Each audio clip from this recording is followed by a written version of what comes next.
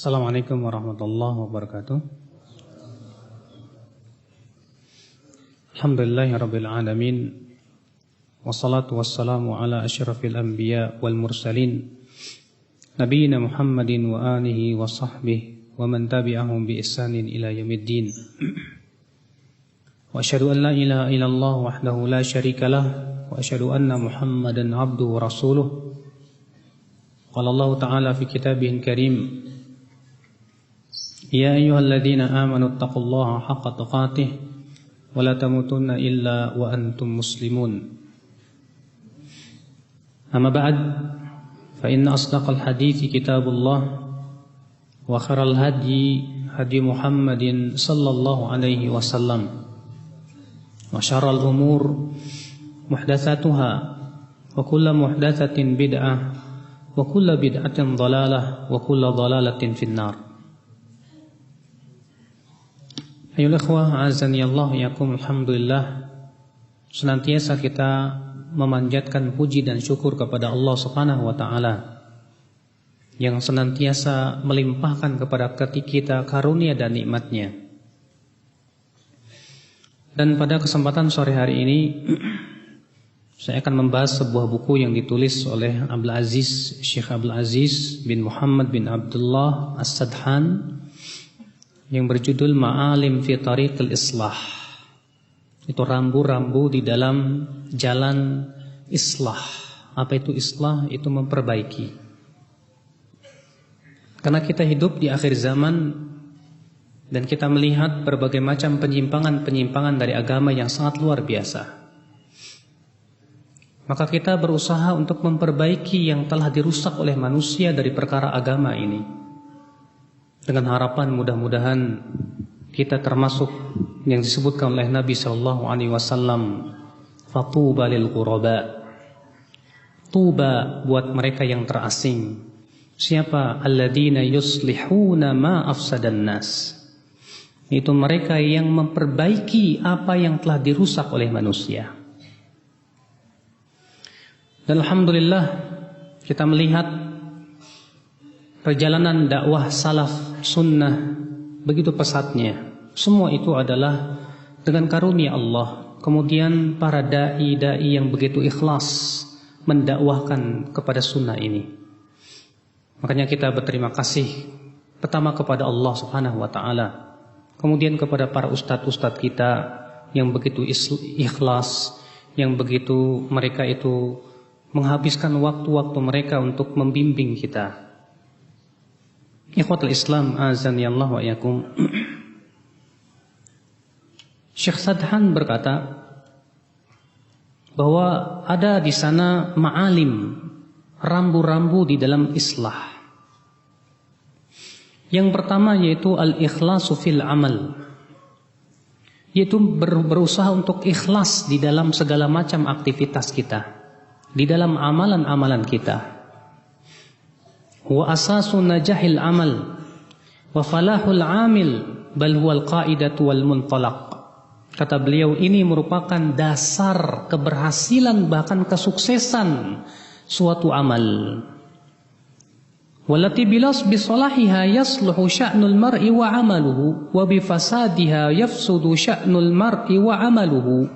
Di mana apabila keikhlasan itu telah lurus, maka akan luruslah amalan seorang hamba. Sebaliknya, apabila keikhlasan itu telah rusak, maka akan rusaklah amalan seorang hamba. Kita yang beramal saleh, ya akhwal Islam, azani Allah wa iyyakum, apabila kehilangan keikhlasan, maka sama sekali tidak dinilai oleh Allah Subhanahu wa taala. Allah taala berfirman, la in asyrakta la yahbatanna amaluka. Kalau kamu berbuat syirik, maka Allah akan batalkan amalan-amalanmu. Al-Imam Ibnu Qayyim rahimahullah berkata, man awwada nafsahu al-amala lillah lam yakun ashaqqu alaihi minal amali li ghairihi. Wa man awwada nafsahu al-amala li hawahu wa hadhihi lam yakun ashaqqu alaihi minal ikhlasi wal amali lillah. Siapa yang membiasakan diri untuk beramal karena Allah, maka tidak ada yang paling berat baginya dari beramal untuk selain Allah. Artinya orang yang biasa ikhlas, Pak. Karena sudah terbiasa ikhlas, maka yang paling berat buat dia adalah ketika ia tidak ikhlas dalam beramal. Dan siapa, kata beliau, yang membiasakan dirinya untuk beramal karena selain Allah, karena hawa nafsunya, karena ingin dipuji manusia, maka yang paling berat buat dia adalah mengikhlaskan amal karena Allah. Memang betul. Untuk mengikhlaskan amal ketika hati kita tidak ikhlas, mengharapkan pujian manusia, mengharapkan keridhaan manusia, di saat itu ya akhi, sulit sekali kita untuk memperbaiki keikhlasan kita. Makanya siapapun kita, saya sebagai seorang ustadz dan ustadz-ustadz, kita berusaha untuk menjaga keikhlasan kita di dalam berdakwah. Kita berdakwah kepada Allah bukan kepada diri. Kita berdakwah kepada Allah bukan kepada organisasi. Kita berdakwah untuk supaya kalimat Allah yang paling agung, yang paling tinggi, bukan kalimat saya yang paling tinggi, tidak. Semua itu menunjukkan kepada keikhlasan ya akhul Islam azani Allah wa iyyakum. Kemudian yang kedua kata beliau, itu al-amal bil ilm. Hendaklah di dalam amal, ya amal dakwah kita ataupun amalan yang lainnya harus didasarkan dengan ilmu. Segala sesuatu akhi harus didasarkan kepada ilmu. Tanpa ilmu semua berantakan. Masalah dunia saja kalau tanpa ilmu saya yakin berantakan, Pak. Antum mau bikin kue apa? Tapi nggak tahu ilmunya, saya yakin antum tidak akan bisa itu. Antum membuat sebuah jembatan yang kokoh tapi tidak punya ilmunya, saya yakin antum tidak akan bisa membuat itu. Antum membuat sebuah rumah yang megah tapi tidak punya ilmunya, saya yakin antum tidak akan bisa itu. Apalagi masalah agama ya akhi. Masalah din yang merupakan milik Allah subhanahu wa ta'ala. Berarti kewajiban kita ya akhul Islam semua harus berdasarkan kepada ilmu. Bukankah Imam Al-Bukhari rahimahullah berkata, bab al-ilmu qabla al-qawli wal-amal. Bab berilmu dulu sebelum berkata dan beramal. Berilmu dulu sebelum berkata dan beramal. Berkata Al-Hafidh Ibnu Hajar rahimahullah ketika mensyarah ya bab ini, qala Ibnul Munayyir, berkata Ibnul Munayyir, arada bihi annal ilma syartun fi sihhatil qawli wal amal. Yang diinginkan oleh Imam Bukhari bahwasannya ilmu adalah merupakan syarat ya kesahihan perkataan dan perbuatan. Li'annahu fala yu'tabaru illa bih fala mutaqaddima alaihi fahuwa mutaqaddimun alaihima. Maka suatu amal, suatu perbuatan tidak dianggap apabila tidak berdasarkan kepada apa? Ilmu. Maka ilmu itu harus mendahului perkataan dan perbuatan. Li'annahu musahhihun linniyatil musahhihati lil amal. Karena itu meluruskan niat dan niat meluruskan amal. Fanabbaha al-musannifu yakni al-Imam Al-Bukhari ala dzalik. Di sini Imam Bukhari kata Ibnul Munayyir ingin mengingatkan masalah ini. Hatta la yasbiq ila dhihni min qawlihim, supaya tidak ada orang yang berkata innal ilma la yanfa illa bil amal, bahwa ilmu tidak bermanfaat kecuali dengan amal. Lalu ia pun kemudian apa? Tahwinu amril ilmi wat tasahul fi talabihi. Kemudian ia pun menganggap remeh menuntut ilmu. Maksudnya beliau, terkadang Pak, ada orang ketika melihat mereka yang rajin menuntut ilmu, ternyata dia menggembosin. Dia berkata, percuma kalian berilmu kalau kalian tidak beramal. Yang penting amal. Akhirnya ucapan ini malah menghalang-halangi manusia dari apa? Menuntut ilmu. Dan itu kita lihat ya akhwal Islam, di lapangan dakwah, mereka-mereka yang tidak mau menuntut ilmu selalu, ya alasannya seperti itu. Percuma ilmu kalau tidak diamalkan. Saya takut saya semakin banyak ilmu, saya tidak bisa mengamalkan ilmu. Sehingga menjadi bumerang buat saya. Bahkan sebagian mereka bapak sekalian tidak mau menuntut ilmu dengan satu alasan yang sangat aneh sekali.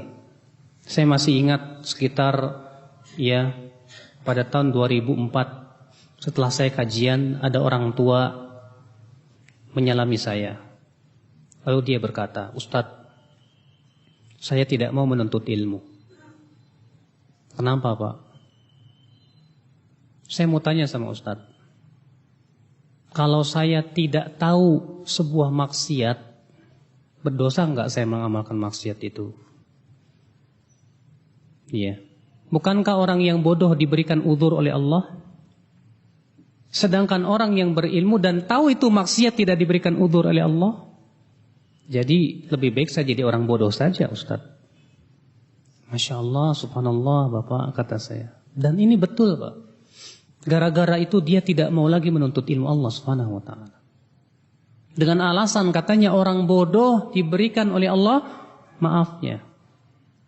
Saya bilang, Bapak, tidak setiap orang bodoh itu dimaafkan oleh Allah. Ada orang yang memang sengaja ingin bodoh. Fasilitas menuntut ilmu ada. Tapi ia tidak mau menuntut ilmu. Dia berpaling dari ilmu. Orang seperti ini tidak akan diberikan uzur oleh Allah subhanahu wa ta'ala. Bukankah Allah menyebutkan dalam surat Al-Mulk, "Kullama ulqiya fiha faujun sa'alahum khazanatuha alam ya'tikum nadhir." Setiap kali ada sekelompok yang dilemparkan ke dalam neraka jahanam, maka malaikat penjaga api neraka berkata, "Bukankah sudah datang kepada kalian pemberi peringatan?" Qalu bala. Mereka berkata, "Ya, sudah datang dan telah datang kepada Bapak pemberi peringatan." Maka kalau Bapak berpaling dan tidak mau menuntut ilmu, maka bodohnya Bapak tidak ada manfaatnya. Makanya akal Islam azanillahu wa iyyakum. Bahkan ada kalimat yang membuat terkadang penuntut ilmu itu menjadi tidak laju dalam menuntut ilmu.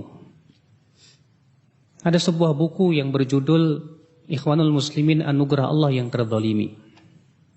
Di situ disebutkan katanya, apakah kira-kira problematika umat Islam akan selesai hanya dengan membahas tentang kitab Fathul Majid, hanya duduk bersimpuh katanya untuk mempelajari kitab Aqidah Thahawiyah? Masya Allah.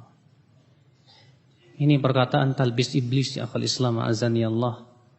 Seakan-akan menuntut ilmu itu tidak akan menyelesaikan problematika umat Islam. Padahal semua problematika umat Islam hanya bisa selesai dengan ilmu. Sekarang bagaimana kita akan bisa menyelesaikan problematika yang banyak dalam umat Islam kalau tidak dengan ilmu ya akal Islam azani Allah wa iyyakum. Makanya di sini beliau menekankan ya akal Islam, ya, untuk senantiasa apa? Ya, menuntut ilmu Allah Subhanahu wa taala. Beliau berkata, "Wal yahdhar min ittikhadhi tasarrufatin mujarradatin 'anil ilmi syar'i." Hendaklah waspada untuk mengambil sikap-sikap yang tidak berdasarkan kepada ilmu syariat. Innama yadfa'uhu fiha 'atifatun jayyashah au muhakatun li fulan wa fulan. Yang menggerakkan dia ternyata hanya sebatas perasaan atau semangat yang berkobar, atau karena adanya permusuhan dengan seseorang. Falaisatil atifah walal kathrah au mahabbatul ashkhas syafi'ah lil iqdam ala amalin duna tabassurin fi mu'alajatihi. Kata beliau, semangat saja atau jumlah yang banyak atau cinta kepada seseorang bukan menjadi alasan terbesar untuk membuat sebuah sikap tanpa melihat kepada ilmunya. Segala sesuatu harus dengan apa? Dengan ilmu. Bukankah Allah Ta'ala berfirman, "Qul hadhihi sabili ad'u ilallah ala basiratin ana wa manittaba'ani." Katakan, inilah jalanku. Aku berdakwah kepada Allah ala basiratin, ana wa manit taba'ani, di atas basirah aku dan orang-orang yang mengikutiku. Apa itu basirah, Pak? Basirah itu dari kata basara. Artinya saking dalamnya pengetahuan seseorang seakan-akan ia melihat dengan mata kepala. Itu menunjukkan bahwa orang yang berdakwah harus di atas keilmuan yang dalam. Bukan hanya sebatas 4 bulan kursus langsung jadi penceramah, Pak. Kalau di Jakarta itu, Pak, Masya Allah, ada kursus khotib Jumat 4 bulan. Dapat sertifikat langsung bisa khotib Jumat kemana-mana. Sudah gitu bisa ikut perlombaan da'i. Kalau terpilih bisa masuk televisi. Khalas. Hancur. Ya, di Indonesia ini berbagai macam cara untuk menghalangi manusia dari menuntut ilmu Allah luar biasa. Dibikin pildacil. Apa itu pildacil? Perlombaan dai kecil. Dilatih anak kecil untuk pandai bicara. Padahal ulama salaf terdahulu anak kecil dilatih untuk menghafal Al-Quran, menghafal hadis. Tapi di zaman sekarang anak kecil dilatih untuk pandai bicara. Untuk berdakwah kemana-mana. Subhanallah. Inna lillahi wa inna ilaihi raji'un. Iya. Ikhwatul Islam azani Allah wa iyyakum. Berkata Syekh Abdul Aziz bin Baz ketika menyebutkan tentang akhlak para dai dan sifatnya, kata beliau, tsaniyan, yang kedua, antakuna ala bayyinatin fi da'watika ay ala ilmin, bahwasanya hendaklah dalam dakwahmu kamu berada di atas bayyinah, keterangan. La takun jahilan bima tad'u ilaih, jangan kamu menjadi orang yang bodoh pada apa yang kalian serukan padanya. Karena Allah berfirman, qul hadhi sabili ad'u ila Allah ala basiratin ana wa man ittaba'ani fala budda minal ilm, kata beliau. Maka harus dengan ilmu. Fal ilmu faridah, ilmu itu sebuah kewajiban. Fa iyyaka an tad'u ala jahalah, jangan sampai kamu berdakwah di atas kebodohan. Wa iyyaka an tatakallam fima la ta'lam, jangan sampai kamu berbicara dalam perkara yang kamu tidak ketahui. Fal jahil yahdim wala yabni, karena orang bodoh itu hanya bisa menghancurkan, tidak membangun. Wa yufsid wala yuslih, dia akan lebih banyak merusak dan tidak berbuat kebaikan, islah. Fattaqillah ya Abdullah, maka bertakwalah kamu wahai Abdullah. Ya iyyaka an taqul 'ala Allah bighairi ilmin, jangan sampai kamu berkata atas Allah dengan tanpa ilmu. Subhanallah, nasihat yang sangat berharga buat kita dari Syekh Abdul Aziz bin Baz, ya akhal Islam. Makanya ya akhal Islam, kita adalah menuntut ilmu jangan merasa cukup. Terus dan terus menuntut ilmu Allah Subhanahu wa taala. Sampai kapan?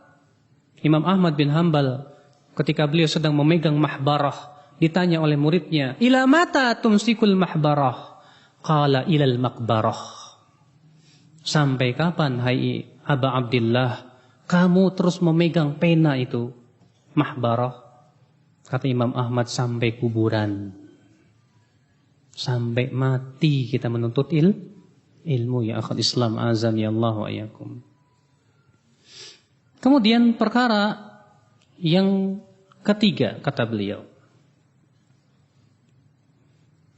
yaitu senantiasa memandang perkara-perkara ataupun perbuatan ataupun hal-hal yang sifatnya positif, dan jangan selalu memandang sesuatu yang sifatnya negatif.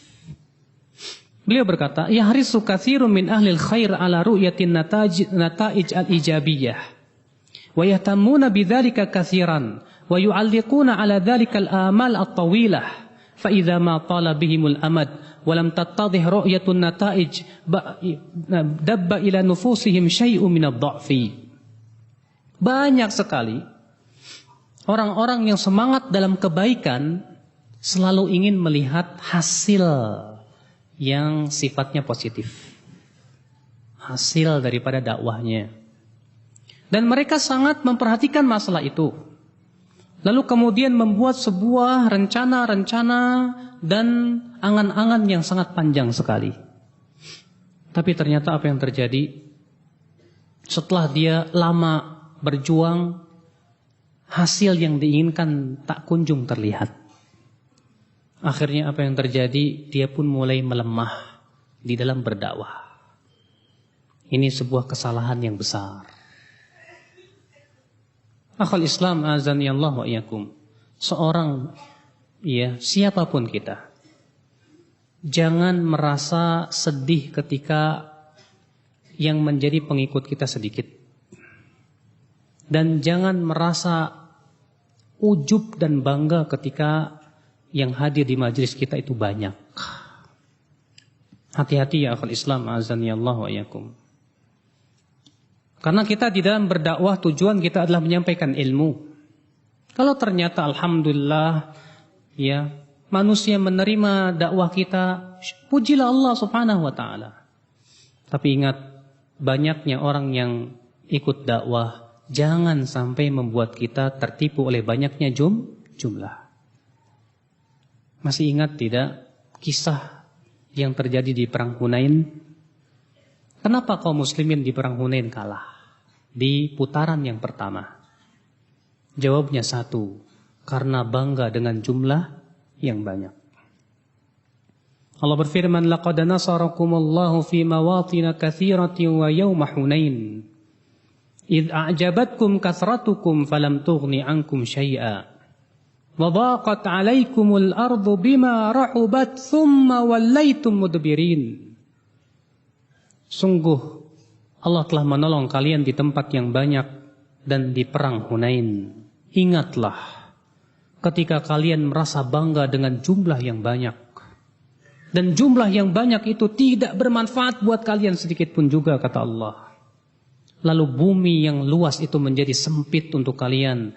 Lalu kalian pun lari tunggang-tanggang ke belakang. Sebuah pelajaran yang agung yang Allah abadikan dalam Al-Quran akan kekalahan di perang Hunain di putaran pertama. Rupanya karena merasa bangga dengan jumlah yang banyak.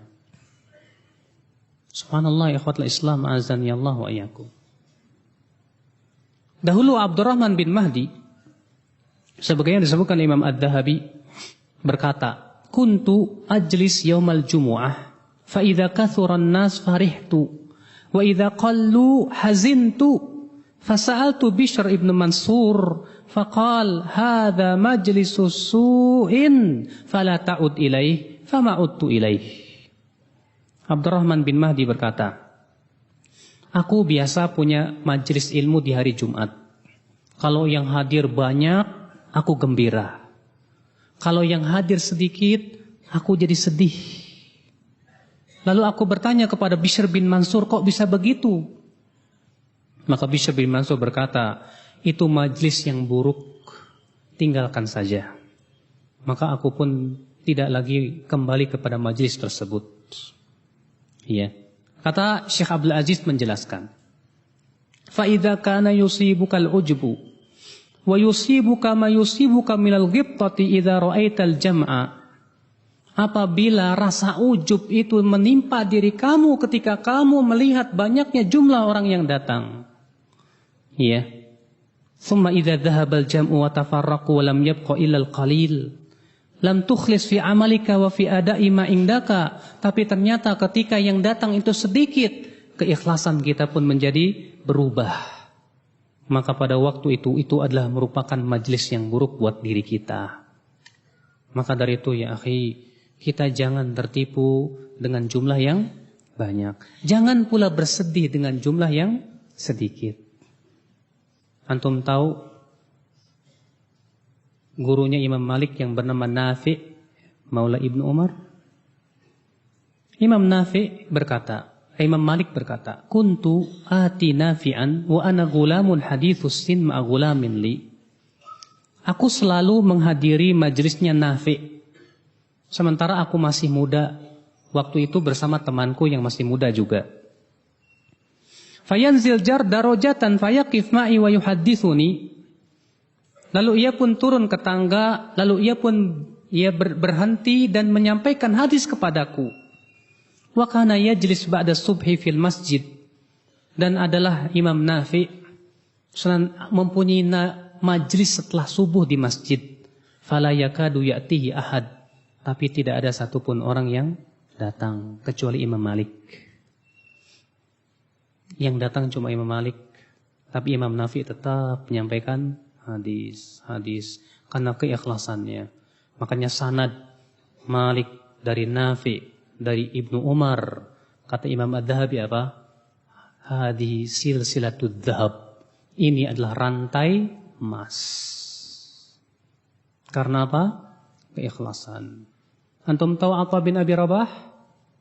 Seorang ulama tabi'in yang sangat luar biasa keilmuannya, dan manusia di zaman itu ridho terhadap beliau akan keilmuannya, akhlaknya, ibadahnya.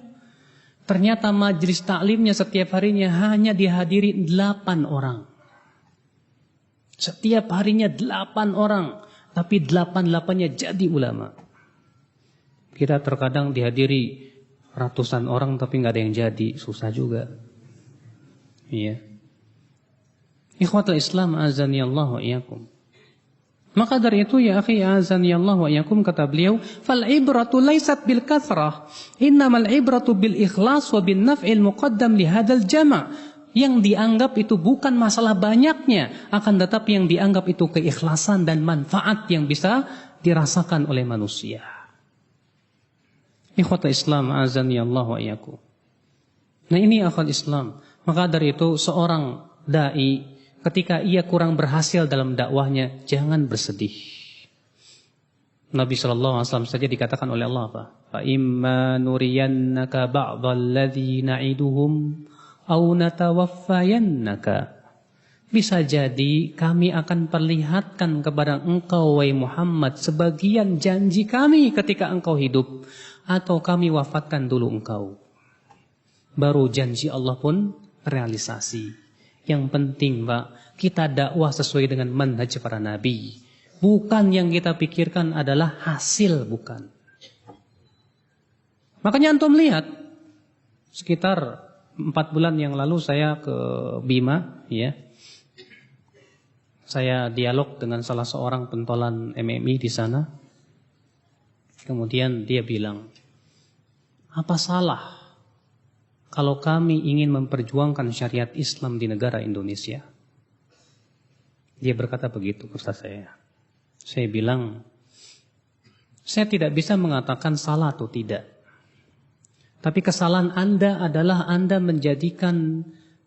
menegakkan daulah Islam itu sebagaikan sebuah tujuan utama.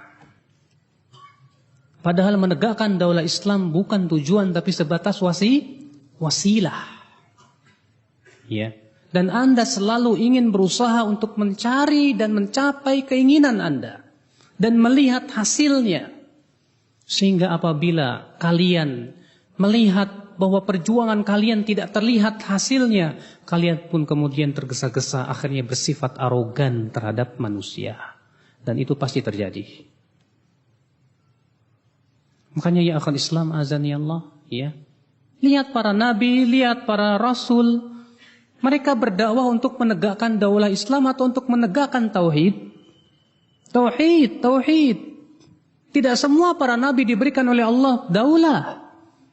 Dan bukan tujuan para nabi untuk menggulingkan pemerintah ataupun menegakkan daulah Islamiyah. Itu bukan tujuan, itu wasilah ya akhwat Islam azani Allah wa iyyakum. Janji dari Allah. Pemberian dari Allah Subhanahu wa taala bagi suatu kaum yang menegakkan agama Allah Subhanahu wa taala. Kemudian yang keempat kata beliau, mimma yukhadhu ala ba'dhi man yuridul islah, al-iktsar min dzikril mathalib fi mujtama'ihi.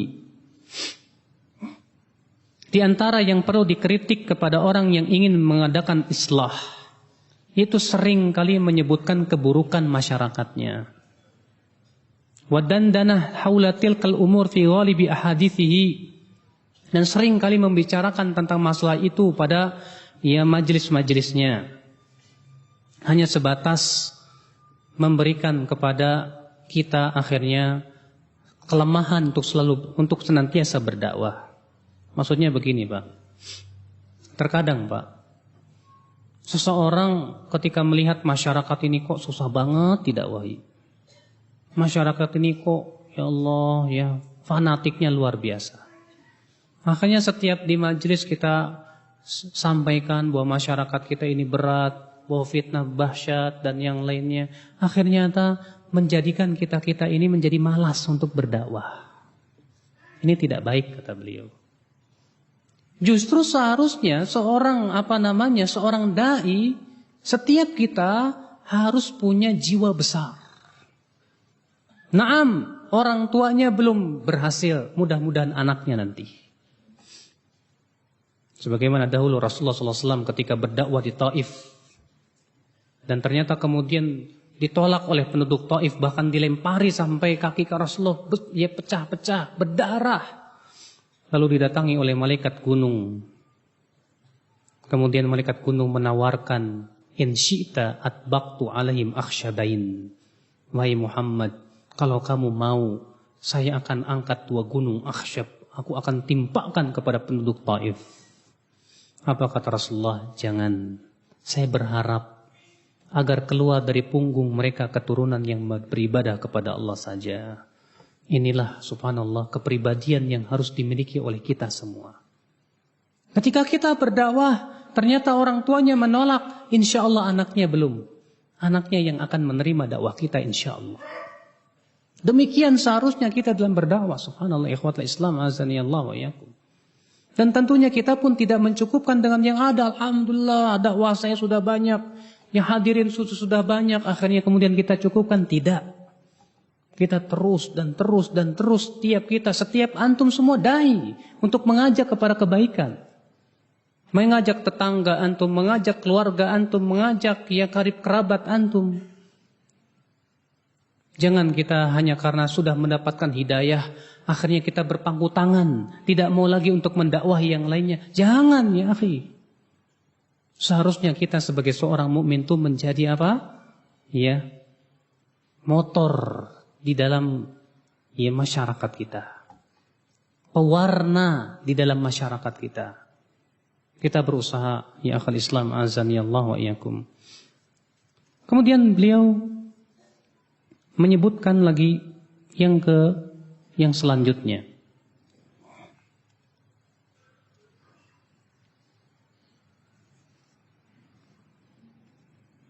Beliau berkata, wa ja'alani mubarakan.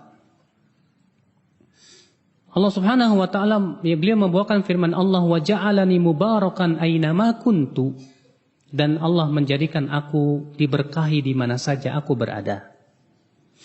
Ala muridil islah an yastash'ira annahu ala thughrin ainama kana wa alaihi an yahmila hammal islah fi kulli syu'unihi.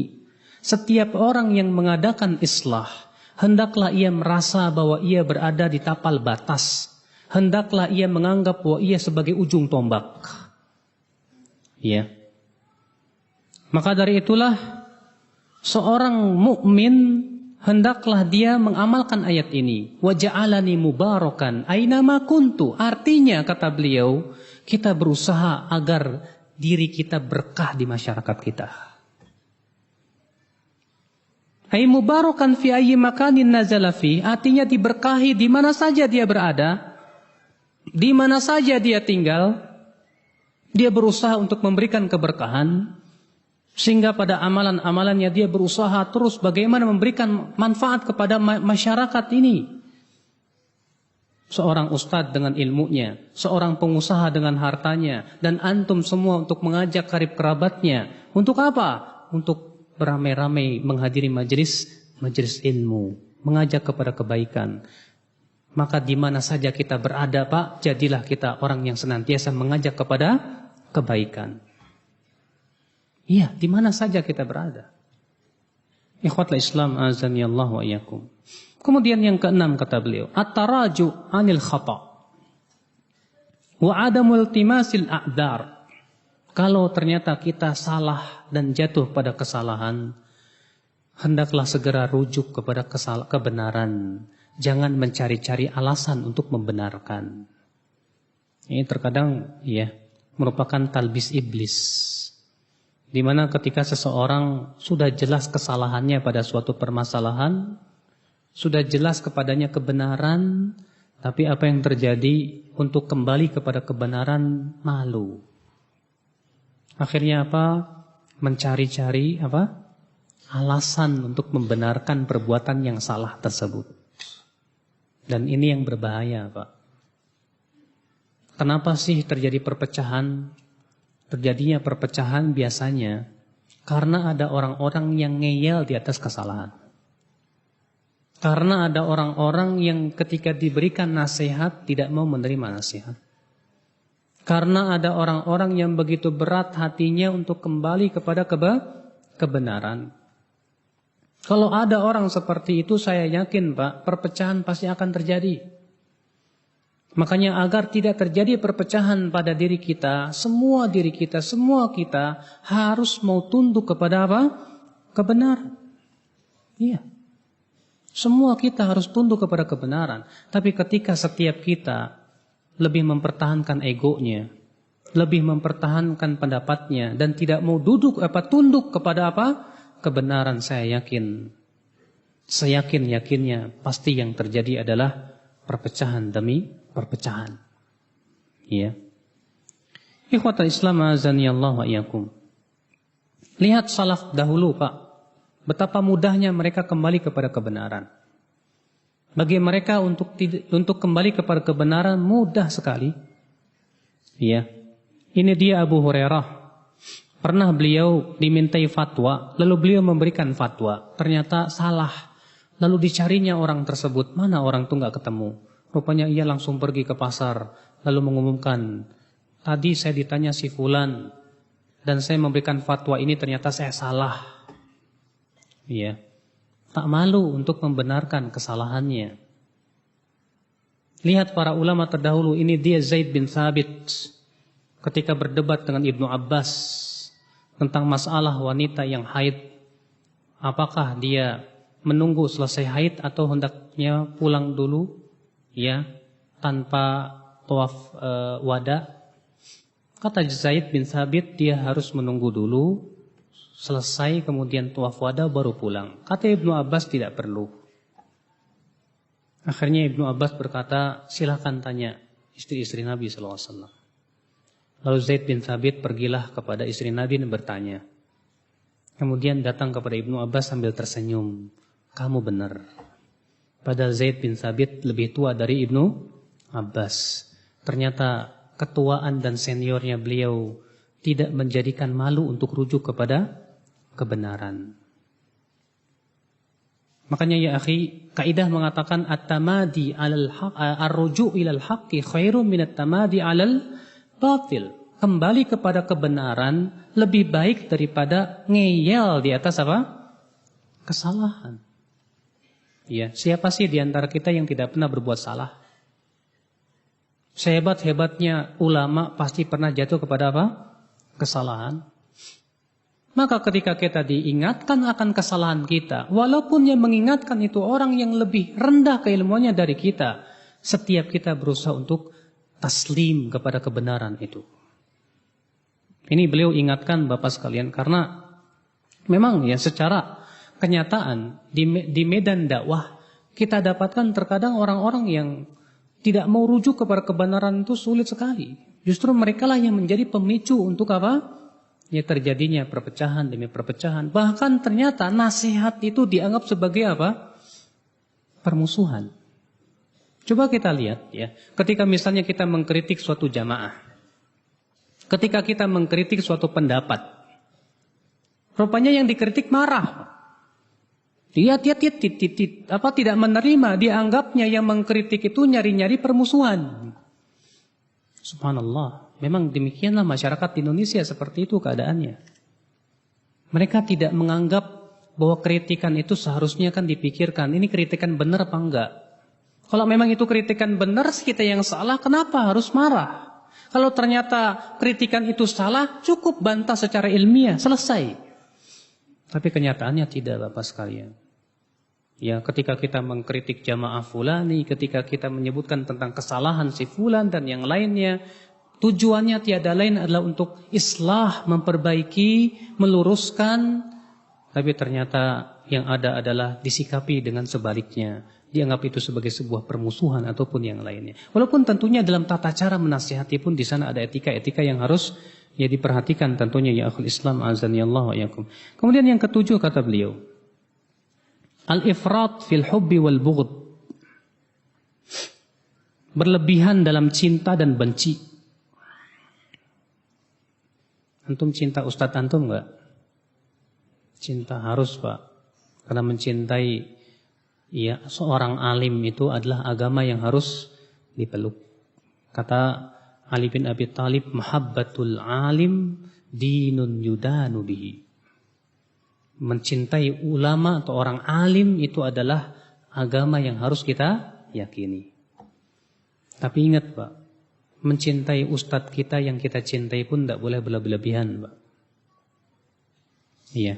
Maka di sini beliau mengingatkan, al-ifrat fi hubbi ba'dil ashkhas wa qabuli kalamin bit taslimil mutlaq illa ma nadar wa iltimasil a'dzar litabriri akhta'ihim mahma balagat bal wa taghadhi an sayyi'atihim wa ja'ala mahabbata hadha asy-syakhsi hiya al-haqq bi'ainihi. Kata beliau, berlebihan dalam mencintai orang sehingga akhirnya apa yang terjadi? Ya menerima semua perkataannya secara mutlak. Di masyarakat kita begitu nggak, Pak? Apalagi saya dengar di Lombok ini tuan guru itu sebagai sebuah sosok yang sangat dipegang. Apa yang dikatakan kata tuan gurunya itu yang harus dijalankan tanpa melihat salah atau benar. Dan memang di Indonesia pun memang begitu. Di Jawa, kalau Jawa mungkin dikenal dengan kiai, kalau di sini tuan guru. Kiai yang dianggap sebagai ulama bahkan wali. Mereka menganggap katanya wali kiai itu nggak mungkin salah. Iya. Karena memang keyakinan masyarakat yang berbau tasawuf seperti itu, Pak. Katanya wali itu nggak mungkin salah. Kenapa? Karena mereka memandang dengan cahaya Allah, mendengar dengan cahaya Allah, berkata dengan cahaya Allah, nggak mungkin salah. Sehingga akhirnya apa yang dikatakan kiai harus diikuti tanpa melihat apakah benar atau salah. Inilah, Pak, cinta yang berlebihan. Sehingga akhirnya malah membentuk hizbiyah. Maka kita yang sudah ngaji salaf jangan seperti itu. Naam kita cinta ustadz kita, tapi ketika kita melihat ada pendapat ustadz lain atau ulama lain yang bertabrakan dengan ustadz kita, ternyata dalilnya lebih kuat. Apa salahnya kita selisih ustadz kita? Tanpa mengurangi rasa hormat kita kepada ustadz kita tersebut. Kita berusaha untuk membiasakan seperti itu. Kita bukan tasawuf yang mengatakan bahwasanya kiai itu pasti benar, ya, guru itu pasti benar. Lah. Ikhwatul Islam azanillahu wa iyyakum. Kata beliau, wa hadzal wala' wal bara' aqimun wa mutahawir id inna mizanahu al-hawa lal haqq. Ya, wala dan bara' seperti ini berpenyakit dan ngaco. Kenapa? Karena parameternya adalah hawa nafsu, bukan kebenaran. Wa man kana hadza sya'nu falan yara taufiqan wala sadadan. Orang yang seperti ini cara mencintai seseorang, dia tidak akan diberikan taufik oleh Allah Subhanahu wa taala. Bahkan itu adalah naz'ah syaitaniyah, ya, dari godaan-godaan setan kepada seorang hamba. Ikhwatul Islam, dengarkan perkataan Syekhul Islam Ibnu Taimiyah rahimahullah dalam permasalahan ini. Beliau berkata, "Wa minan nas man idza ahabba syakhsan taghadha an jami'i sayyi'atihi." Di antara manusia ada orang yang apabila cinta sama orang sudah dia tidak melihat lagi kesalahan-kesalahannya. Wa minhum man idza abghadha syakhsan taghadha an jami'i sayyi'hasanati. Dan di antara mereka apabila benci kepada seseorang dilupakan semua kebaikan-kebaikannya. Wa hadza min a'malil bid'ah, dan ini termasuk bid'ah al-khawarij wal jahmiyah, termasuk perbuatan kaum khawarij dan jahmiyah. Maksudnya beliau, kalau kita cinta kepada seseorang, jangan semua perkataannya ditelan mentah-mentah tanpa kita berikan parameter yang jelas Al-Quran dan hadis Nabi Sallallahu Alaihi Wasallam. Ya. Wa qala rahimahullah, beliau juga berkata, "Faman ja'ala syakhsan minal ashkhas ghaira Rasulillah sallallahu alaihi wasallam man ahabbahu wa wafaqahu kana min ahli sunnati wal jamaah wa man khalafahu kana min ahli bid'ati wal furqah kama yujad fi dzalika fi tawaif min atba'i a'immati fil kalam fid din wa ghairi dzalika kana min ahli bid'ah wad dhalali wat tafarruq." Kata beliau, siapa yang menjadikan seseorang selain Rasulullah sallallahu alaihi wasallam sebagai parameter, siapa yang mencintai guru saya berarti dia ahlu sunnah, siapa yang membenci guru saya berarti dia ahli bid'ah, maka ini perbuatan ahli bid'ah, kata beliau. Makanya kita menganggap wala barok kita kepada siapa? Orang yang kita cintai. Pokoknya siapa yang ngaji sama guru saya itu ahlu sunnah. Siapa yang enggak ngaji sama guru saya itu diragukan ahlu sunnahnya. Kan lucu, Pak. Iya. Kata beliau, ini justru pemikiran ahli bid'ah. Tidak boleh seperti itu ya akhul Islam azani Allah wa iyyakum. Iya. Syekhul Islam Ibn Taimiyah juga berkata, "Walaysa li ahadin minhum an ya'khudha 'ala ahadin 'ahdan bimuwafaqati fi kulli ma yuriduh wa muwalati man yuwalih wa mu'adati man yu'adih bal hadha min jinsi fi'li Genghis Khan wa amsalihi." Tidak boleh seorang pun untuk mengambil perjanjian dari seseorang untuk senantiasa sesuai dengan apa yang dia inginkan dan memberikan loyalitas kepada orang yang memberikan loyalitas kepadanya dan memberikan permusuhan kepada orang yang memusuhinya, karena ini jenis perbuatan Genghis Khan. Tahu Genghis Khan? Itu Pak, yang rajanya Mongolia itu Pak. Pokoknya siapa yang memberikan loyalitas kepada dia diberikan loyalitas, siapa yang musuhi dianggap musuh. Nah kalau seperti itu kita loyalitas kita kepada seseorang tanpa melihat hak dan batil, apa bedanya kalau begitu dengan Genghis Khan? Tidak boleh seperti itu ya akhul Islam. Ya, fanatik yang buta, bukan dari Islam. Fanatik kita hanya kepada Allah dan Rasulnya. Ingat ya. Makanya kalau ternyata Ustadz antum misalnya berbeda pendapat ijtihadnya dengan Ustadz yang lainnya, itu lumrah. Ya. Jangan kemudian gara-gara satu perbedaan ijtihad kemudian kita akhirnya menganggap remeh Ustadz yang lainnya. Ini yang kita lihat Pak di medan dakwah terkadang begitu. Ada orang yang saking berlebihannya senang sama Ustadz ini. Pokoknya semua pendapat Ustadz itu dianggap sebagai sebuah parameter kebenaran.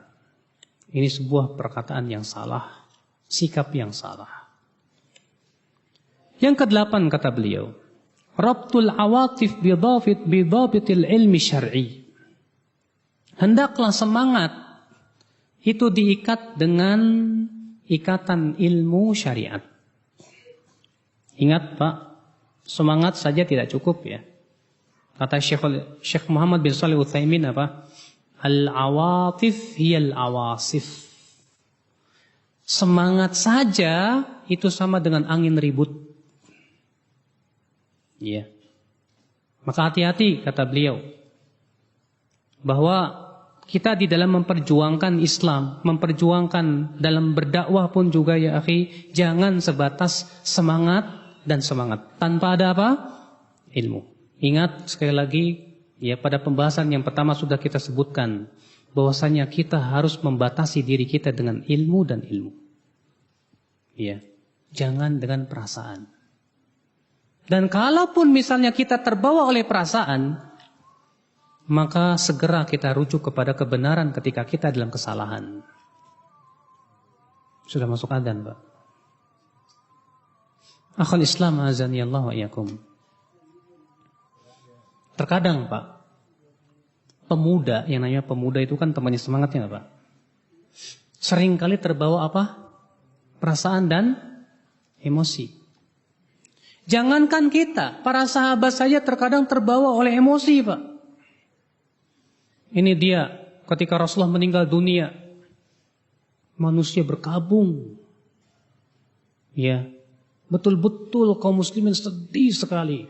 Sampai-sampai Umar saja tak sadar diri. Sampai-sampai dia mengatakan, siapa yang mengatakan Nabi Muhammad meninggal dunia, saya akan penggal lehernya. Ya, beliau hanya pergi sesaat dan akan kembali lagi.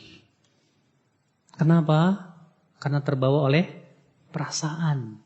Dan itu pasti terjadi ya ketika perasaan itu lebih dominan daripada ilmu. Tapi lihat, ya, Abu Bakar radhiyallahu anhu pun datang. Abu Bakar menyuruh Umar diam, hai Umar, tapi Umar tidak mau diam. Kemudian Abu Bakar pun berkhutbah memuji Allah Subhanahu wa taala. Lalu Abu Bakar berkata, "Man kana ya'budu Muhammadan fa inna Muhammadan qad mat. Wa man kana ya'budullaha fa innallaha hayyun la yamut." Siapa yang menyembah Muhammad, sesungguhnya Muhammad telah meninggal dunia. Dan siapa yang menyembah Allah, maka Allah akan senantiasa hidup dan tak akan mati. Iya. Kemudian Abu Bakar radhiyallahu anhu pun membawakan firman Allah, "Wa ma Muhammadun illa rasulun qad khalat min qablihi ar-rusul afa immata aw qutila qalabtum ala aqabikum."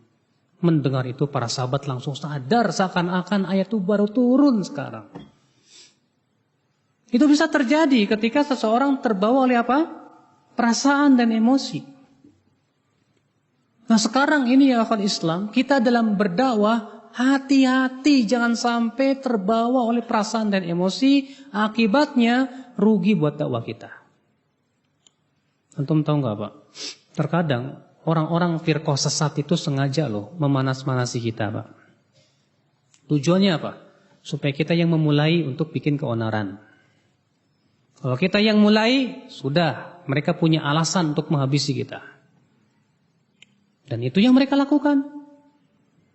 Iya. Terkadang kita terbawa oleh emosi, kita mudah cepat marah, kemudian akhirnya kita pun melakukan perbuatan-perbuatan arogan, akhirnya jadi kesempatan untuk memojokkan dakwah kita. Dan ternyata itu sering kali ya dilakukan oleh orang-orang firqah-firqah sesat itu. Apalagi Syiah di zaman sekarang ini Pak. Orang-orang Syiah terkadang sengaja membikin gebrakan-gebrakan, bikin panas kita. Tujuannya apa? Supaya kita yang mulai. Kalau kita yang mulai, mereka punya kesempatan. Disinilah kita harus hati-hati, jangan sampai perasaan didahulukan. Segera kita minta fatwa kepada para siapa? Para ulama. Segera kita bermusyawarah dengan para ahlu ra'i, para ulama, ya mereka yang diberikan oleh Allah keilmuan. Jangan kemudian gegabah kita mengambil sikap akhirnya malah merugikan. Iya. Terkadang Bapak sekalian, orang-orang Nasrani pun demikian Pak. Mereka untuk mengambil simpatik dunia barat, mereka berani pasang badan loh. Seperti terjadi di Bekasi beberapa waktu yang lalu. Ketika mereka membangun gereja, akhirnya kemudian kaum muslimin di situ marah. Sengaja mereka pasang badan. Iya. Akhirnya kemudian gereja itu dihancurkan, salah seorang orang Nasrani itu ditusuk. Mereka bawa wartawan, ya, hasilnya dikirim ke barat. Tuh lihat, kami di sini ditindas. Keesokan harinya dana mengucur begitu besarnya kepada mereka. Akhirnya yang kembali kaum muslimin kalah. Salah langkah lagi. Kenapa? Karena semuanya berdasarkan emosi. Maka dari itu ya akhi, azanillahu wa yakum, sekali lagi ya, jangan emosi dulu. Kita pikirkan segala sesuatu dengan langkah yang tepat. Musyawarah dengan para ahli ilmu dalam berbagai macam cara dan ya dalam berbagai macam kejadian demi kejadian. Di Lombok, ana lihat Masya Allah, dakwah salaf luar biasa. Tapi antum pun harus waspada. Bisa saja orang-orang yang tidak suka kepada dakwah ini bikin keonoran. Bisa saja mereka membuat makar dan tipu daya. Hati-hati, jangan sampai antum kemudian terbawa oleh emosi. Terpancing emosi, akhirnya menjadi kesempatan mereka untuk menghabisi kita. Disitulah antum ya harus selalu dibimbing oleh para asatidzah. Dalam setiap langkah-langkah antum. Supaya apa? Tepat. Supaya kita jangan salah langkah. Selalu diadakan musyawarah demi musyawarah. Bagaimana terus mendakwakan dakwah sunnah ini kepada masyarakat dengan sebaik-baiknya. Na'am wallahi akhul Islam azani Allah wa iyyakum. Sudah masuk Isya belum? Mau adzan dulu? Hah? Sampai jam berapa? Sampai jam 8. Setelah 8 selesai. Setelah adzan. Baik. Yang ke-9 kata beliau, ibrazu manzilatil ulama wa rabtin nas bifatawahum. Kita berusaha ya akhi untuk mengenal para ulama dan mengikat manusia dengan fatwa para ulama. Kenalilah oleh antum siapa ulama. Siapa yang ulama sebenar-benarnya ulama. Iya. Terkadang Pak, orang itu mengulamakan sesuai dengan hawa nafsu yang susah Pak. Saya sekitar 2 tahun yang lalu pernah ceramah tablik akbar di Masjid Al-Azhar Pondok Kopi Jakarta tentang terorisme. Setelah selesai kajian ada pemuda tinggi besar datang dan berkata, saya mau dialog sama Ustaz. Waduh, ngelihat badannya gede bener saya. Anak kecil begini kurus, Masya Allah. Ya silakan kita dialog di belakang. Dia berkata, Anda mengatakan bom bunuh diri itu bukan jihad. Saya tidak setuju dengan fatwa Anda. Saya mengatakan bom bunuh diri itu jihad, kata dia. Kata saya, maaf mas, siapa ulama yang menjadi pegangan Anda? Saya punya ulama. Siapa? Usama bin Laden. Masya Allah. Rupanya ulamanya Usama bin Laden, Pak. Masya Allah. Kita bawakan fatwa Syekh bin Baz, apa katanya? Apa itu ulama fasik, penjilat. Kita bawakan fatwa Syekh Utsaimin, dia lecehkan. Kalau ulama yang sebenar-benarnya ulama dilecehkan, yang diangkat ulama siapa? Yang bukan ulama, yang sesuai dengan hawa nafsu mereka. Masya Allah, subhanallah. Kalau Usama bin Laden jadiin ulama susah Pak. Akhirnya Syekh bin Baz dianggap bukan ulama, padahal Masya Allah Syekh bin Laden berapa hafalan hadisnya. Kalau Syekh bin Baz kutubus sittah beliau kuasai. Banyak hampir seluruh ilmu agama beliau kuasai. Bahkan sebagian masyayikh yang menjuluki beliau sebagai Syekhul Islam, saking luasnya keilmuan beliau. Ini musibah Pak, karena akibat kita tidak mengenal siapa ulama sebenarnya. Akhirnya kita mengulamakan orang yang bukan ulama. Kalau yang diulamakan orang yang bukan ulama, sudah kehancuran itu. Sebab akhirnya dia akan berfatwa dengan tanpa ilmu, tapi hanya sebatas dengan perasaan. Makanya kata beliau, mimma yulahid ala katsir min ad-da'awatil islahiyah iftiqaruha min ahli al-ilmi ar-rasikhin. Sayang sekali kata beliau, banyak orang-orang yang semangat dalam berdakwah ternyata miskin dari para ulama. Miskin daripada apa? Ya bersandar kepada para ulama. Wa huna takunul musibah, sehingga musibah ini akan terjadi apabila keadaannya seperti itu. Idh inna tahkimal istihsan wal awatif al mujarrada min al ilmi syar'i ta'udu ala al muslihina bi khassah wal mujtama' bi 'ammah bima'asin mutanawwi'ah. Karena kata beliau hanya sebatas ra'yu dan semangat-semangat saja tanpa diikat oleh ilmu syariat, itu akan menyebabkan berbagai macam malapetaka. Ya. Fakam dzaqat ba'dul mujtama'atil islamiyah min nakabatin wa wailatin bisababi tasarrufi mujarradin an dalalatin nass syar'i. Berapa banyak masyarakat Islam yang ditimpa berbagai macam musibah demi musibah akibat daripada apa? Ya, jauh dari para ulama. Ya. Iya, Pak, jauh dari para ulama. Lihat para pemuda-pemuda yang menjadi pengantin-pengantin bom bunuh diri itu. Akibat daripada termakan oleh apa? Pemikiran yang menyesatkan dan jauh daripada bimbingan para ulama. Makanya kasihan, Pak, kalau pemuda itu sudah ya menjadi apa namanya? Mangsa-mangsa empuk, orang-orang yang pemikirannya menyimpang, kasihan tuh pemuda-pemuda itu. Makanya antum bersyukur kepada Allah yang telah memberikan kepada antum nikmat, diberikan ustadz yang membimbing antum kepada sunnah. Wallahi nikmat yang besar, Pak. Ya. Kalau bukan karena Allah yang memberikan nikmat kepada antum, mungkin antum akan ikut ya yang namanya orang-orang yang suka mengkafir-kafirkan itu, yang begitu semangat ya kerjaannya mengkafir-kafirkan semua kafir. Termasuk mertuanya sendiri. Dikafirkan gara-gara mertuanya polisi. Iya, Pak, betul, di Jakarta begitu, ya. Sampai mertuanya dikafirkan. Ya. La ilaha illallah, ikhwatul Islam, azani Allah wa iyyakum. Nah ini yang kata beliau, walidza fa'ala man arada al-islah an takuna da'watuhum ala manhajin ilmiyin salim. Maka siapa yang ingin berbuat islah dan kebaikan dalam dakwah, hendaklah berada di atas manhaj ilmu yang benar. Wadzalika birruju'i ila fatawal ulama ar-rasikhin.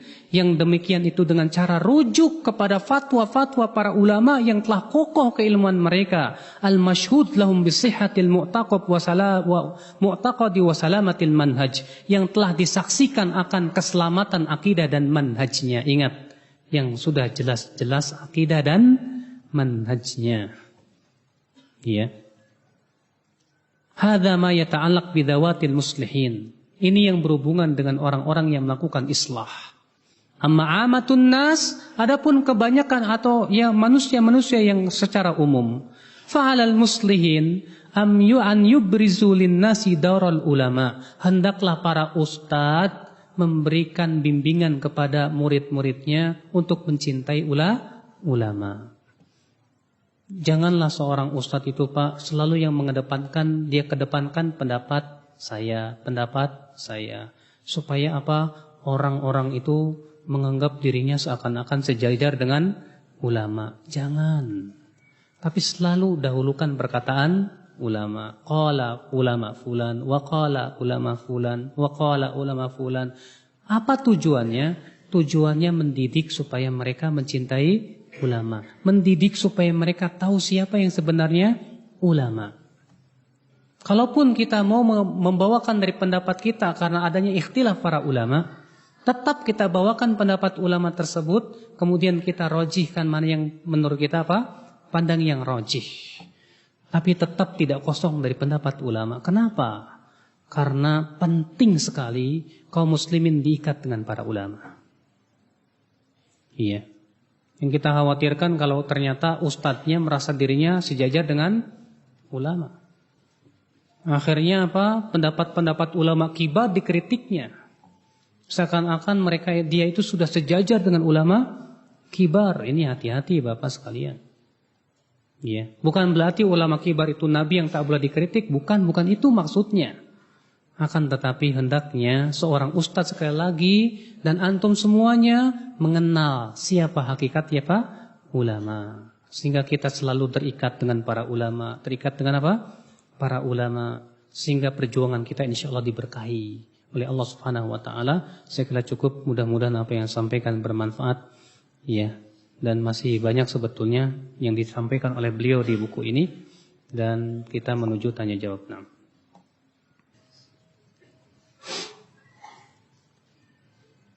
Bagaimana cara kita menyikapi buruknya lingkungan kita dan suka mengolok-olok agama? Akhi, ketika Nabi sallallahu alaihi wasallam beliau diutus di tengah-tengah masyarakat yang lebih buruk daripada masyarakat kita. Di tengah suatu kaum yang menyembah berhala. Di tengah suatu kaum yang terbiasa dengan berzina. Di suatu kaum yang terbiasa dengan judi, saling menumpahkan darah. Dan ketika Rasulullah menyeruakkan dakwah di tengah-tengah mereka, pertentangan luar biasa. Jadikan Rasulullah sebagai uswah kita. Ya, kita berada di masyarakat yang kita lihat subhanallah, antum bilang buruk lingkungannya. Baik, apa dong yang harus kita persembahkan buat mereka? Kalau memang kita tidak punya kemampuan untuk memberikan perubahan kepada mereka, setidaknya pelihara diri kita dan keluarga kita. Allah berfirman, "Qu anfusakum wa ahlikum nar." Setidaknya kita dulu selamatkan diri kita. Allah berfirman, "Ya ayyuhalladzina amanu 'alaikum anfusakum la yadhurrukum man dhalla idza tadaitum." Hai orang-orang yang beriman, hendaklah kalian memelihara diri kalian. Tidak akan membahayakan kalian orang yang sesat itu kalau jika kalian sudah mendapatkan hidayah. Ya. Ayat ini kata para ulama berlaku ketika amar ma'ruf nahi mungkar sudah tidak ada manfaatnya lagi.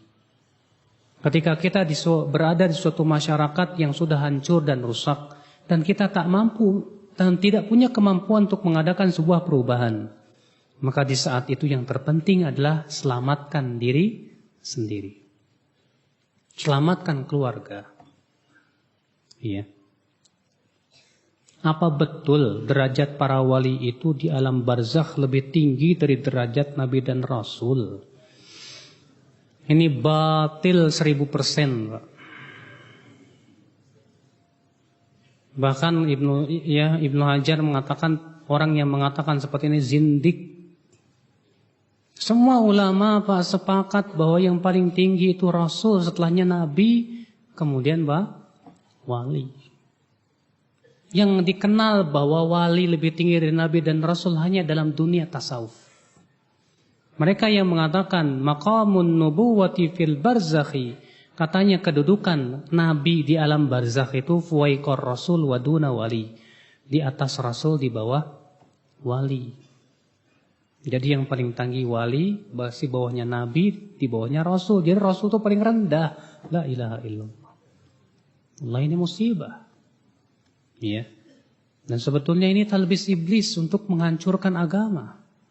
Sebab kalau wali itu kan belum tidak ditutup, sedangkan Nabi dan Rasul sudah ditutup. Wali belum ditutup, sedangkan wali lebih tinggi daripada Nabi dan Rasul. Berarti wali punya hak untuk membuat syariat yang tidak dibawa Nabi dan Rasul. Ini sebetulnya tujuannya ingin menghancurkan agama. Ya. Bahkan orang tasawuf punya keyakinan, Pak, wali itu tahu yang gaib. Tahu yang gaib. Pernah Syekh Albani rahimahullah berdialog dengan orang yang mengaku dirinya wali dan katanya dia tahu yang gaib. Maka Syekh Albani berkata, "Saya mau berdialog dengan Anda, tapi dengan satu syarat." Kata dia, "Apa syaratnya?" Loh, katanya sampean wali. Katanya tahu yang gaib, kok masih nanya? Baru mau mulai aja udah KO, Pak.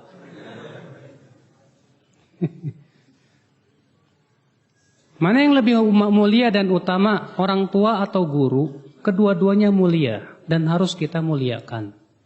Karena orang tua kita yang sudah capek mendidik kita. Sementara guru pun juga membimbing kita kepada jalan keselamatan. Walaupun memang Pak, guru itu ya kalau dilihat dari sisi bimbingan keilmuan lebih dibandingkan dengan orang tua. Orang tua hanya sebatas lelah mendidik kita, memberikan makan kita. Tapi guru memberikan manfaat dalam kehidupan kita berupa ilmu. Tapi tetap kedua-duanya kita muliakan, kedua-duanya kita doakan. Ini dia Imam Ahmad bin Hanbal berkata, "Laziltu ad'u li Syafi'i mundu 30 sana." Semenjak 30 tahun yang lalu, aku tak pernah tinggal mendoakan Imam Syafi'i. Antum sudah selalu mendoakan Ustadz antum enggak? Yang sudah membimbing antum, memahamkan kepada antum ilmu. Jangan lupa doakan mereka. Imam Ahmad saja mengatakan semenjak 30 tahun yang lalu, saya tak pernah lepas dari mendoakan Imam Syafi'i, gurunya Imam Ahmad sendiri.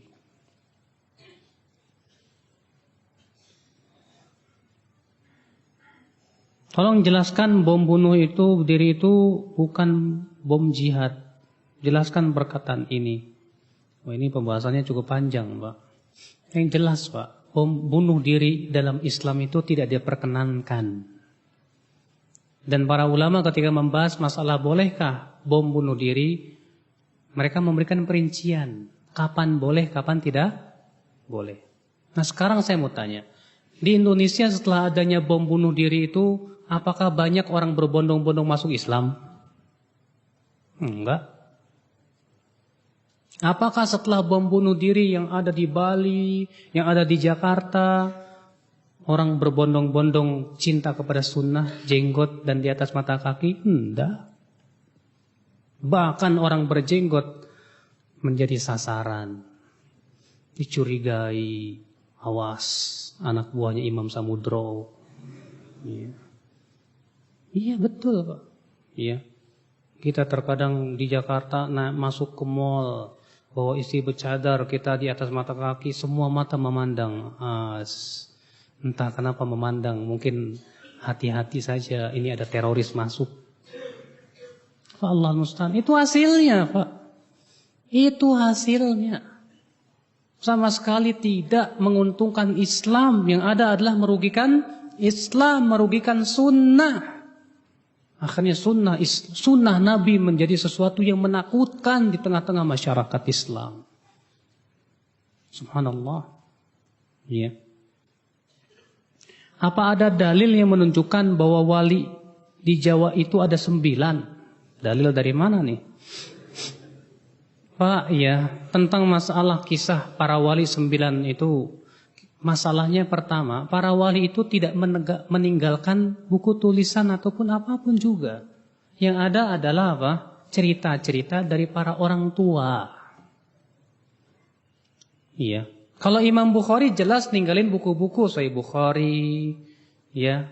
Kitab beliau banyak, Al-Adabul Mufrad. Imam Ahmad meninggalkan buku, Imam Syafi'i meninggalkan buku, sehingga dengan mudah kita mengetahui bagaimana keilmuan mereka, bagaimana para ulama juga menyebutkan tentang biografi mereka. Tapi masalahnya imam yang 9 kita nggak jelas, ya, tidak meninggalkan buku atau apa, nggak jelas bagaimana akidah mereka, ya. Yang anehnya lagi Sunan Kalijogo, yang semedi di pinggir sungai Kalijaga 40 tahun, enggak sholat, enggak zakat, enggak puasa, enggak haji, tahu-tahu setelah itu langsung jadi apa? Wali. Kan aneh Pak. Akal waras mana yang mengatakan kok bisa ya jadi wali sebatas dengan itu? Kalau wali setan mungkin. Bukankah wali Allah itu siapa? Setiap orang yang beriman dan bertakwa. Allah berfirman, "Ala inna awliya Allahi la khaufun 'alaihim wa lahum yahzanun." Ketahuilah wali-wali Allah itu tidak merasa takut, tidak pula merasa bersedih hati. Siapa dia? Alladzina amanu wa kanu yattaqun. Yaitu orang yang beriman dan bertakwa kepada Allah. Itu wali. Lah ini kok tidak sholat 40 tahun disebut wali gitu loh. Masya Allah, ya ikhwatal Islam, azani Allah wa iyyakum. Ya. Bagaimana hukum amal seorang yang beramal sesuatu amalan yang sesuai dengan sunnah, namun belum mengetahui ilmu dan keutamaannya karena mencukupkan diri dengan melihat ustadznya yang beramal sesuai sunnah, tanpa mau bertanya dalilnya. Kalau kita yakin kepada ustadz tersebut bahwa dia tidak akan beramal kecuali di atas sunnah, silahkan, tapi upayakan kita tahu dalilnya.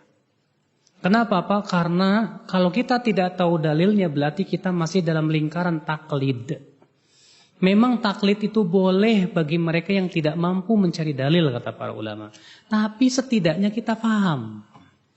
Kenapa? Karena Imam Suyuti berkata, ajma'al ulama ala anna taklid laisa bil ilm wa anna al-muqallid laisa bil alim. Para ulama bersepakat bahwa taklid itu bukan ilmu dan bahwasanya orang yang taklid bukan ulama. Ya sebatas kita tahu melihat ustadz ini, ustadz aja berbuat seperti itu kok misalnya. Saya mau ikut ustadz, saya yakin ustadz itu tidak beramal kecuali di atas sunnah. Entah dulu Pak, terkadang ustadz itu melakukan perbuatan bisa jadi ia meyakini itu sunnah, bisa jadi keadaannya demikian. Misal ustadz itu kebetulan lagi sakit kakinya. Akhirnya duduknya dia misalnya tawaruk Sementara Ustadz itu punya keyakinan yang sunnah ada iftiros. Kebetulan antum lihat tuh Ustadz itu ajar tawaruk. Padahal Ustadznya lagi sakit kaki. Bisa jadi nggak Pak? Bisa jadi Pak. Ya. Maka dari itu ya akhwat Islam azanillah, kalau bisa tanya setiap permasalahan kita tahu dalilnya. Sehingga apa? Sehingga kita keluar dari taklid kepada ittiba. Ittiba itu kita mengikuti seseorang dengan mengetahui apa dasarnya. Dasarnya apa ya Ustadz ya? Tolong beritahu. Iya. Kita udah ngaji sunnah ini Pak, harus beda Pak, harus beda dengan yang tidak ngaji sunnah. Kalau dulu kita nggak ngaji sunnah, senangnya ngebeo saja. Masa setelah ngaji sunnah kita senangnya ngebeo juga? Setidaknya kita naik kelas lah, jangan kelas 1 terus. Ya. Tapi tanya ke Ustadz, Ustadz saya minta dalilnya biar saya tenang Ustadz. Masya Allah, bagus Pak seperti itu. Antum lihat ya Pak, ya di Jawa itu pesantren-pesantren, kiai-kiai kalau ditanya dalilnya mana Pak Kiai? Apa katanya? Percuma saya kasih dalil, kamu juga nggak bakal paham katanya. Padahal sebetulnya Pak Kiainya nggak paham Pak. Cuman ya pura-pura hebat aja. Nah, kenyataannya seperti itu. Nah kita yang sudah kenal sunnah, upayakan kita paham dalil-dalilnya. Ya sehingga kita betul-betul beramal di atas ilmu, bukan sebatas taklid karena taklid bukan ilmu. Ini saja, mudah-mudahan apa yang saya sampaikan bermanfaat, yang benar itu semuanya dari Allah dan yang salah dari pribadi saya. Mohon maaf bila ada kata-kata yang tak berkenan di hati. Subhanakallah bihamdik, asyhadu an la ilaha illa anta, astaghfiruka wa atubu ilaik. Wassalamualaikum warahmatullahi wabarakatuh.